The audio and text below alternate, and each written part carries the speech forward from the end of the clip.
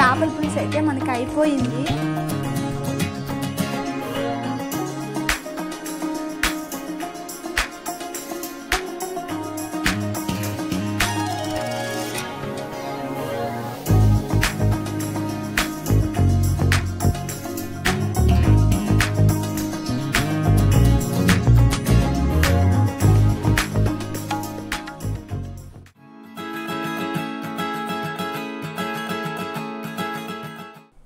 Hi friends, welcome to my channel.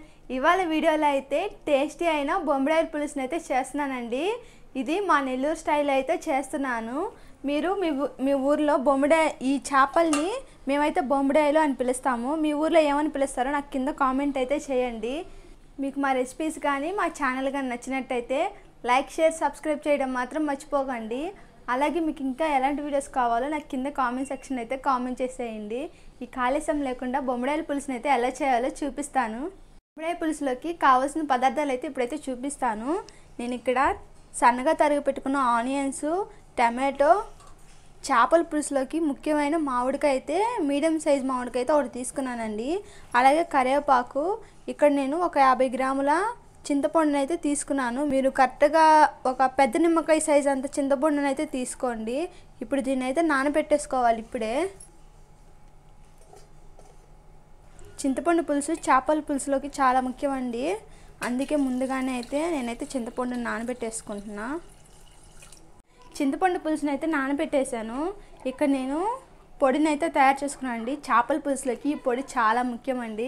నేను ఇప్పుడు దాకా చేపల పులుసు చేసిన వాటిలో అన్నిట్లో ఈ పొడిని అయితే వేస్తున్నాను. ధనియాలు, మెంతులు, ఆవాల్ని నీట్గా వేయించుకొని పొడి అయితే చేసేసుకోవాలండి. నేను ఆల్రెడీ పొడి చేసి పెట్టేసుకున్నాను.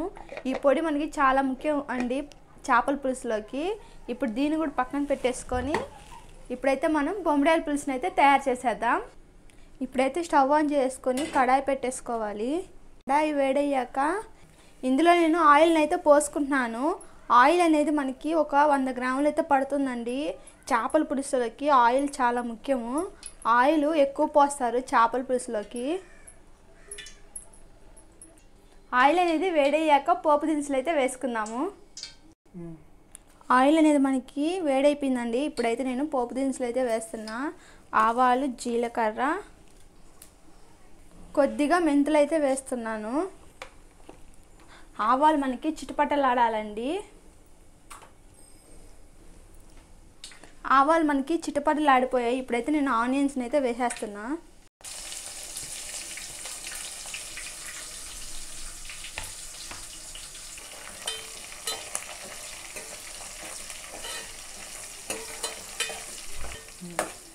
ఆనియన్స్ మనకి లైట్ బ్రౌన్ కలర్ వచ్చేంత వరకు బాగా వేపుకోవాలండి. ఆనియన్స్ ఎంత బాగా వేగితే చేపల పులుసు కూడా అంత టేస్టీగా ఉంటుంది. కాబట్టి ఆనియన్స్ని అయితే బాగా వేపుకోవాలి. ఆనియన్స్ అయితే మనకి లైట్ బ్రౌన్ కలర్ అయితే వచ్చేసాయి.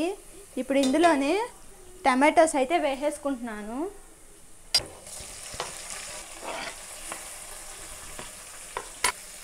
టమాటోస్ వేసుకోగానే నేను ఇక్కడ కరివేపాకుని అయితే వేసేస్తున్నాను.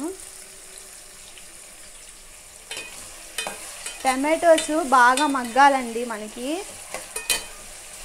ఫ్లేమ్ అనేది మీడియం ఫ్లేమ్ పెట్టుకొని టమాటోస్ని అయితే బాగా మగ్గించుకోవాలి. A few moments later. Tomatoes అయితే బాగా మగ్గిపోయాయండి. ఇప్పుడు ఇందులో చిటికెడంత పసుపు అయితే వేస్తున్నాను.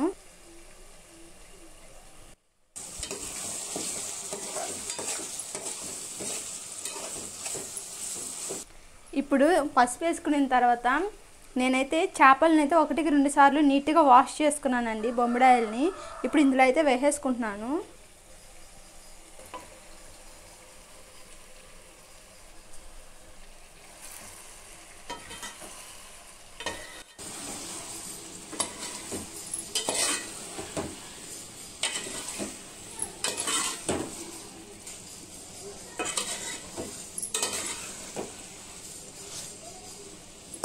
చేపలు పచ్చిగా ఉన్నప్పుడే గెంటితో కలిపెట్టుకోండి. మళ్ళీ ఉడికిన తర్వాత మీరు గెంటి పెడితే చేప ముక్క అనేది విరిగిపోతుంది. అందుకని చెప్పేసి నేను ఇప్పుడైతే గెంటితో అయితే కలిపెట్టుకొని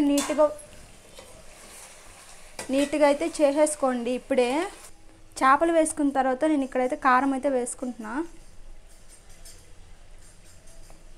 నేను ఇక్కడ 2 టేబుల్ స్పూన్ల కారం అయితే వేస్తున్నానండి. కల్లుప్పును కూడా వేస్తున్నాను. చేపల పులుసులో కల్లుప్పును వేయండి, టేస్ట్ అనేది చాలా బాగుంటుంది సాల్ట్ కన్నా. ఇవన్నీ వేసుకొని బాగా కలిపేసుకోవాలి.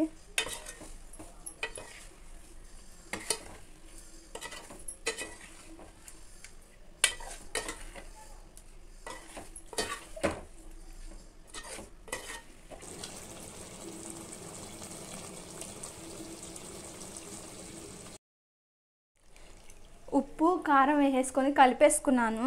ఇప్పుడు ఇందులో చింతపండు పులుసుని అయితే కలుపుకుంటున్నానండి. చింతపండు పులుసుని బాగా కలుపుకొని చేపల పులుసులో అయితే పోసేసుకోవాలి.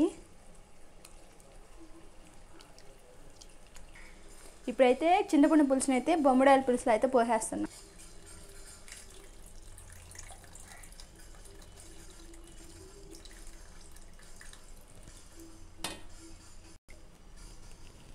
ఇప్పుడు ఇందులోనే కొద్దిగా నీళ్ళు అయితే పోసుకొని మళ్ళీ కలిపి దాంట్లో అయితే పోసుకుంటున్నాను.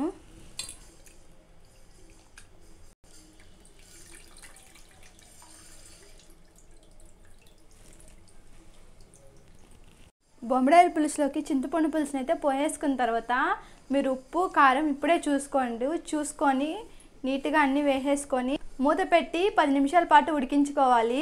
నాకైతే ఉప్పు కారం అన్నీ కరెక్ట్గా సరిపోయాయి. ఇప్పుడైతే ఒక 10 నిమిషాల పాటు బొమ్మడాయల పులుసుని అయితే ఉడికించుకుంటున్నాను మీడియం ఫ్లేమ్లో పెట్టి. 15 minutes later. ఇప్పుడైతే బొమ్మడాయల పులుసు ఎంతవరకు వచ్చిందో చూద్దాము.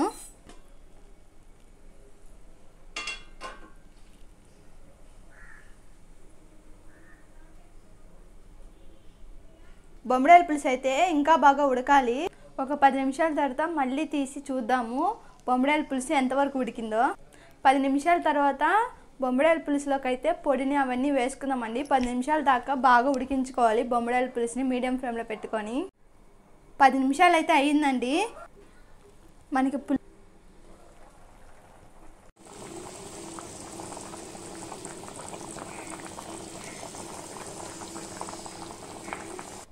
కూర అయితే మనకి 70% అయితే అయిపోయిందండి. ఇప్పుడు ఇందులో మామిడికాయని అయితే వేసేసుకుంటున్నాను. మామిడికాయ అయితే వేసుకొని ఇప్పుడు గంట అనేది పెట్టకుండా పులుసుని అయితే ఇలా కలుపుకోవాలి.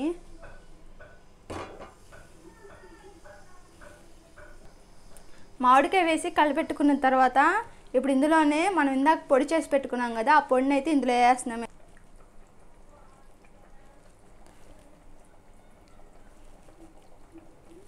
మెంతుల పొడి వేసుకొని మళ్ళీ ఇలా కలుపుకోవాలండి. ఇది కలుపుకునేటప్పుడు కొంచెం జాగ్రత్తగా కలుపుకోండి. మనకి చేపల పులుసు అయితే అయిపోయిందండి. ఇప్పుడు లాస్ట్గా 5 మినిట్స్ అయితే అయిపోయిందండి. ఇప్పుడైతే చేపల పులుసు ఎంతవరకు వచ్చిందో చూద్దాము.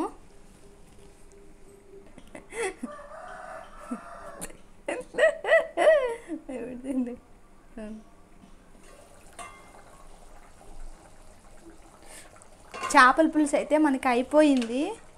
ఇంకా బొమ్మడాయల పులుసు అయితే అయిపోయిందండి. ఇంకా లాస్ట్గా కొత్తిమీర కరివేపాకుని అయితే వేసేసుకుంటున్నాను.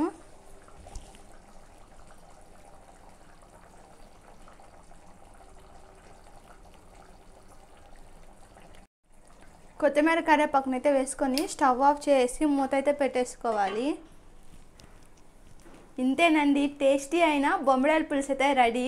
కొంచెం చల్లారిన తర్వాత బౌల్లోకి అయితే సర్వ్ చేసి ఎలా వచ్చిందో మీకైతే చూపిస్తాను. 5 minutes later. చేపల పులుసు అయితే అయిపోయిందండి. ఇప్పుడైతే మనం బౌల్లోకి అయితే సర్వ్ చేసేసుకుందాము. బొమ్మడాయల పులుసు చాలా బాగా వచ్చిందండి. చూస్తేనే అర్థమవుతుంది ఎంత బాగా వచ్చిందో.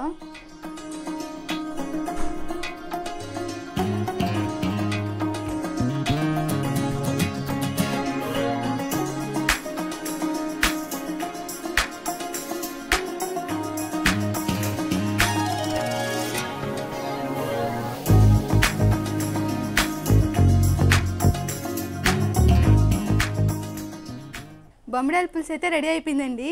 టేస్ట్ అనేది చాలా బాగుంటుంది. మీరైతే కంపల్సరీగా ఈ బొమ్మడాయిల పులుసుని అయితే ట్రై చేయండి.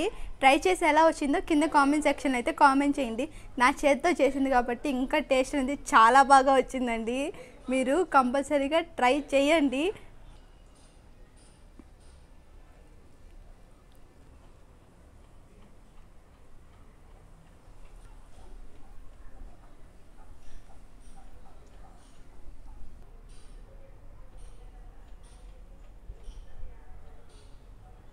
మీకు మా వీడియోస్ కానీ మా ఛానల్ కానీ నచ్చినట్టయితే లైక్ షేర్ సబ్స్క్రైబ్ చేయడం మాత్రం అస్సలు మర్చిపోకండి. సబ్స్క్రైబ్ చేసుకున్న వాళ్ళు పక్కన గంట సింబల్ని అయితే క్లిక్ చేయండి.